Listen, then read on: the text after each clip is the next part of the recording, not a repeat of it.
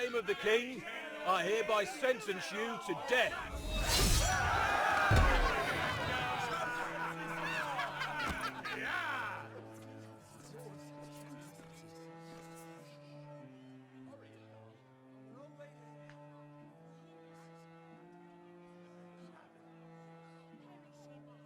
Was that Lord Andros?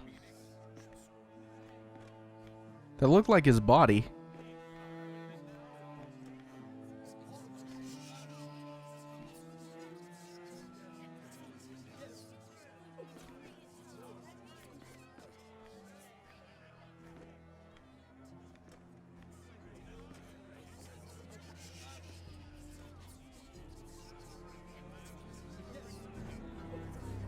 Why is everyone shushing each other? Bring forth the next prisoner. All right, here we go.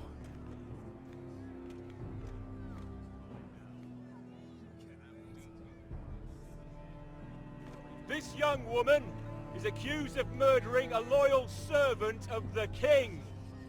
Who here bears witness to her crimes? I will speak to them. This woman is a traitor and a murderer! Kill her! She's A innocent! disgrace to her family name! Spare her! Mira Forrester, in the sight of gods and men, and in the name of the king, End it! I sentence you to die. Shame! Raven! Kill her! If you have final words, Shame! speak them now. She's innocent! Spare her! A brave woman! Iron from ice! A brave She's innocent! Oh, noble Kill death! her! Kneel.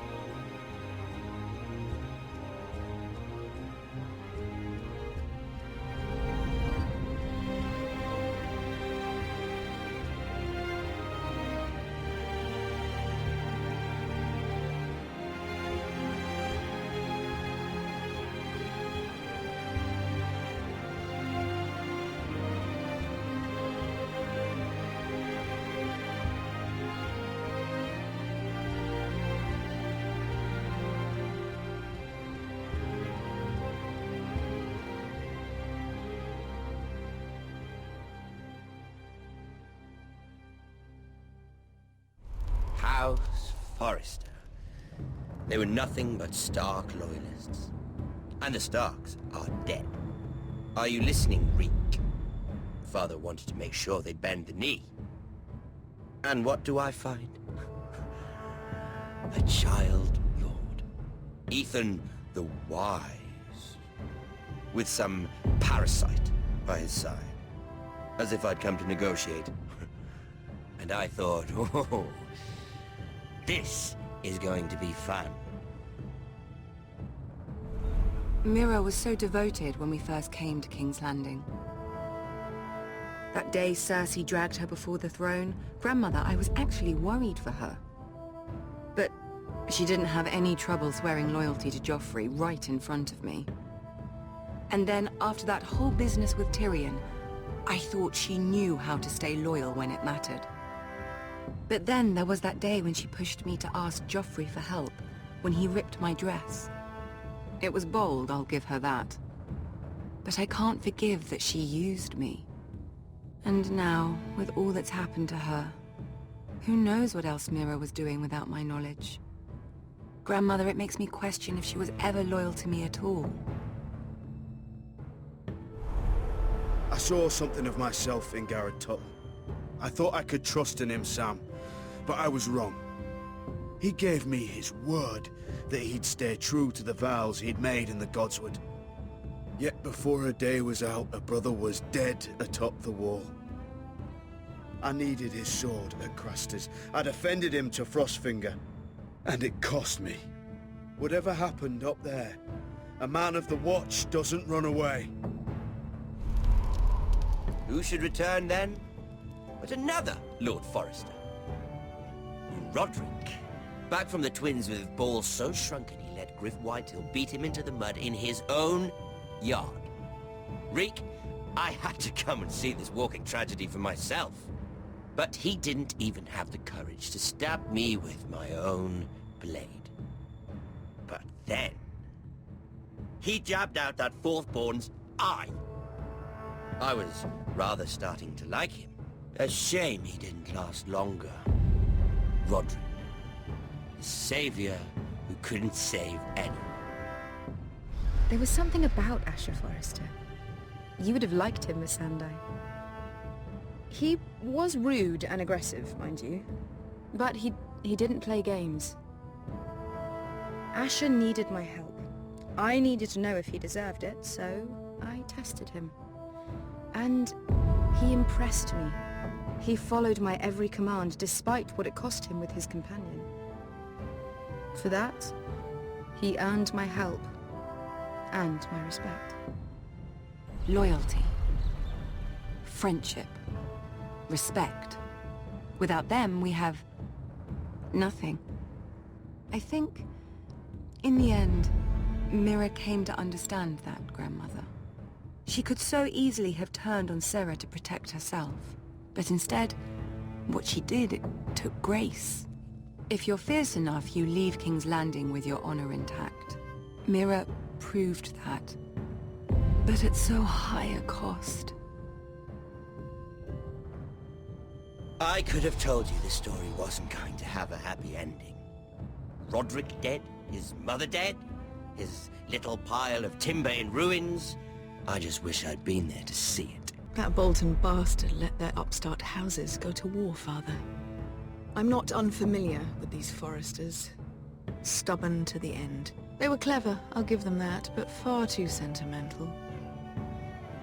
Ruled by emotion when they should have been smart. Instinctive instead of shrewd. When will these Northerners ever learn? The Starks are dead. The war is over. And they lost.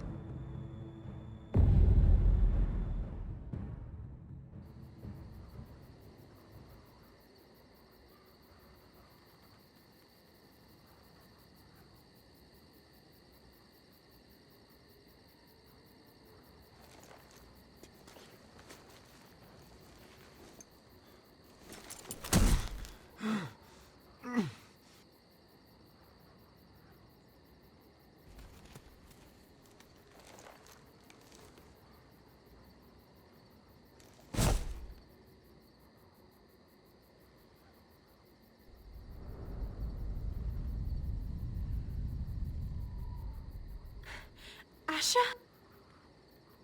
My lord.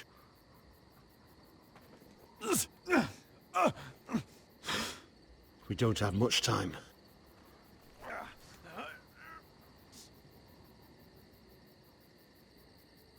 They may have won this battle, but they will not win this war.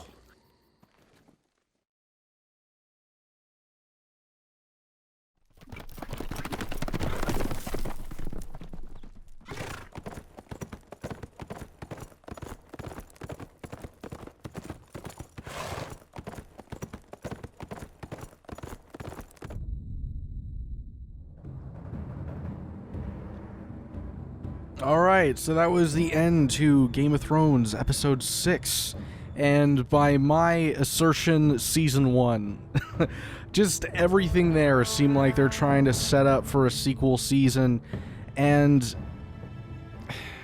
I feel like the chances of that happening are fairly slim. Like, the possibility of there being a second season, I mean.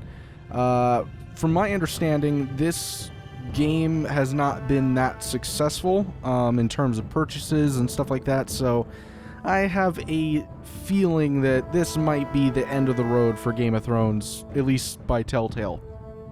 That having been said, I enjoyed the story overall. I'm not gonna lie, I was a little bit disappointed by how that ended. I was hoping they were gonna end things with a, not necessarily a neat little bow, but just kind of close this story out. If they want to continue with something different, if they want to extend to another season, that's fine, but this, I don't know, it just kind of felt a little cheap in a way. Almost as if like they're trying to tease people into purchasing the next season or something. I don't know, but in general, I'm mostly happy with what I did. I don't know how I feel about Lady Forrester being killed there. That was, like, in the moment, it felt like the smart thing to do. My whole point for letting Roderick die and keeping Asher alive in Episode 5 was the idea that Asher is willing to do the things that Roderick isn't. He's more brutal in his ways. And so, because of that, I was thinking that he's willing to sacrifice things that Roderick wouldn't be, including the townsfolk, including his mother even, to get the job done, to do what's necessary. And it just felt like, at the end of the day, it was kind of hollow, especially trying to save the gate. They made it abundantly clear that made no fucking difference, because they made it through the gate anyway. So it's just like, great, now I just feel like a bad person and nothing's different. It's just a common thing that Telltale does, where they pretend like what you do matters and it really doesn't. This is coming off as way bigger of a bitch fest than I'm intending it to. It's just little tiny gripes I have about the formula Telltale does, and I think a lot of people are getting tired of it, and that's why some series are not as popular. A lot of people are still maintaining their loyalty to Walking Dead, but that's no different from any of the others. But I don't know. Anyway, we're not talking about The Walking Dead. We're talking about Game of Thrones. And despite the lack of real decision in these games, I feel like the story nonetheless was well told, for the most part. I liked what I maintain that I'm happy I decided to go with Asher in all of this. I feel like that was the Game of Thrones thing to do. Game of Thrones likes to cut people's stories off before they finish. That's just what they do. It's a consistency that they've gone through from the very beginning. They end people's story to give somebody else the push to tell theirs. Roderick had to die to be able to fulfill a storyline for Asher. It just had to be that way. You can't have both of them as the main characters. It doesn't work unless they're having some sort of conflicting thing, but they're not going to do that while something like this is going on. So I maintain that I'm happy I kept Asher alive. I like that decision. Really, in general, I'm happy with Asher's storyline. I think that it was brutal and it was realistic. It was honest. I mean, I was not expecting this to be some sort of, the white horse, comes in and a flock of pigeons come out and just, it's not going to end like that. Asher was outnumbered from the very beginning. It's not as if he was going to end everything here and now. That wasn't really what I was expecting. I was kind of expecting what happened. Major sacrifices in order to make a severe dent in the other side. But aside from Asher's storyline, I'm really not fulfilled with any of the others. Mira's storyline just kind of went out with a whimper. Like, it started off boring as hell. I mean, just flat out. The first 2 or 3 episodes, I didn't care at all about what was going on with Mira. It was just, it felt like filler the entire time, way too much setup, and it was boring as shit. She was a boring person, and everybody around her was boring. She really didn't get interesting until the whole thing with Lord Andros when she got into the party, and it looked like she was kind of setting herself up to be the next Tyrion, like a schemer, which made me go, oh, okay, this is interesting. I like where this is going. and it just didn't. They didn't do anything with it. Like after that, it was just like meh. Like there was that one little subtle hint of manipulation, and after that, they cut her fucking head off. Like it's just there was no resolution, and there doesn't necessarily have to be a resolution with her, but there has to be something. It was like, okay, it started off with the smallest of flames ever. It kind of lit up a little bit more for a few seconds and then went back down and just out. You know, it was so unfulfilling, Mira's storyline. Now referencing Garrett or however you pronounce his name, that storyline had interesting moments, but overall, like, I didn't feel as bored as with Mira, but still with Garrett, I was just like, meh, you know? Like, I don't really know what I'm fighting for, to be honest. Like, the Orange Grove must be maintained. Why? We don't know. It's just what we were told, like, 6 months ago at this point. Just do it. Don't question it. Like, I mean, I guess I could have gone back, apparently, to House Forrester if I wanted to, but that, once again, that would be a tease for the next season, I guarantee. So, yeah, I mean, it was sufficiently interesting at times. I liked some of the stuff going on with Castle Black. But once Garrett killed the guy who killed his family, any sort of interest I may have had in it kind of started to dissipate, because it's like there's no longer any tangible motivation. Like, there was an understandable motivation for what he did by killing that man. After that, it's like there's this vague reasoning for going to the North Grove that might or might not exist, finding out it exists, and then seeing these two people, and you gotta protect it. Why are you protecting it? We don't know. What does it do? We have no idea.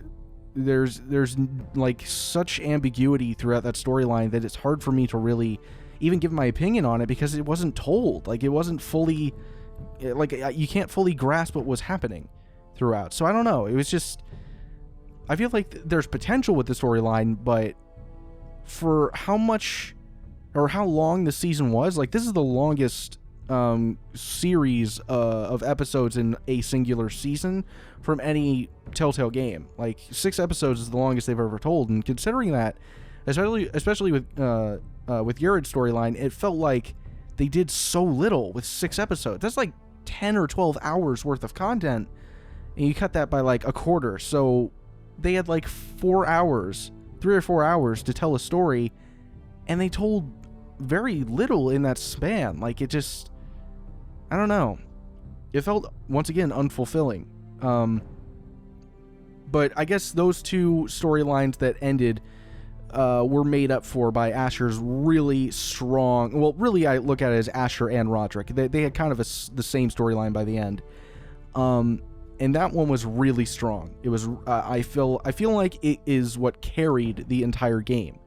I don't know. I just found the motivations, they were clear, they were concise, they were upfront about what you wanted. It was just how you wanted to get there and what would happen in the end. Asher's storyline... Okay, so, I mean, look, Mira's storyline ended poorly. Like, not necessarily in a writing standpoint, but just, like, emotionally, like, she died. She was killed. So, her storyline did not end well. Garrett's storyline didn't end. It just is there. And then Asher's storyline ended ambiguously. Like, what's going to happen from here? He lost a battle, but like the guy said, the traitor said, you know, you can still win the war.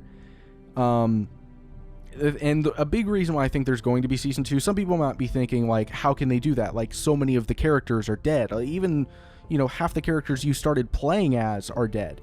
And I think that they kind of gave little hints as to what they're going to do about that. Like, I think Asher's going to be a character you play in the next season. This is all assuming this continues.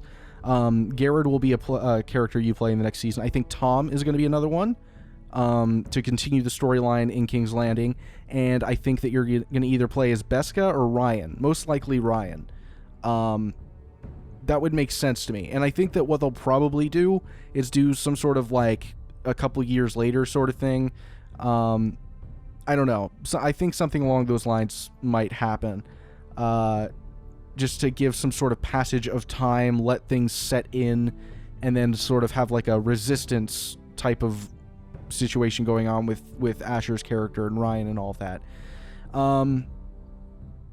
But yeah, I mean, I don't know, like that's a really with a lot of games that I do, like I guess you would call them reviews of, I tend to give my opinions on every single thing piece by piece, gameplay, graphics, storyline, and all that. But with Telltale games, really all you can comment on is the story. And all in all, I'm kind of meh on it. Like, I'm just gonna be honest. Like, it was good in parts, and in other parts, it was just I hardly felt anything.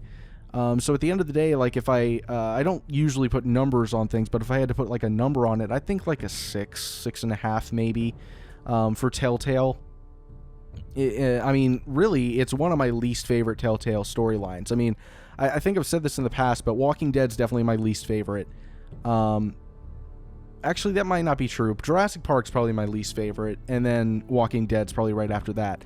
Game of Thrones will be followed up after that, and Wolf Among Us and Tales from the Borderlands and stuff like that, I think they're really good. But Game of Thrones is probably somewhere in the middle for me. I enjoyed it. I thought it was interesting at parts. It relied heavily on the material from the show, and I think that was a good decision. Incorporating a lot of that stuff in, kind of keeping your mind in where the timeline is, which this one kind of dealt between like end of season 3 to like probably roughly the end of season 4. Somewhere in that region is where this game dealt in, and I thought that was interesting. I thought that was a neat little way of doing things, kind of chronicling your story and where you are in concurrence with the show. Yeah, I mean, I'm sure there are other things I want to say, I just can't think of them off the top of my head. But yeah, you guys get it. Like, I liked it for the most part. It was good. It wasn't great.